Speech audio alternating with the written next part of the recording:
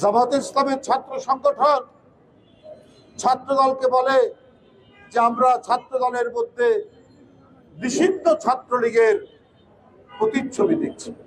ভাই, কে কখন নিষিদ্ধ হয় আমরা জানি না। এখন ছাত্রলীগ নিষিদ্ধ কিনা আমরা জানি না। ছাত্র শিবিরকেও নিষিদ্ধ হতে দেখেছি এক সময়। কিন্তু আমরা যে এটাও জানি, ছাত্র শিবিরের অনেক এখন যারা নেতা তারা ছাত্রলীগের মধ্যে অবস্থান করে ছাত্রলীগের অনেক পদ পদবি পেয়েছেন। অনেকে ছাত্র শিবিরকে বলে গুপ্ত ছাত্রলীগ। এর উত্তর কি করে দেবেন? এর তো অনেক প্রমাণ, অনেক নাম, অনেক তালিকা আমাদের কাছে আছে। অবান্তর কথা কেন আপনারা বলছেন? কিসের জন্য এই সমস্ত কথা বলে আজকে গণতান্ত্রিক শক্তির বিরুদ্ধে এই বিভাজন তৈরি করছেন?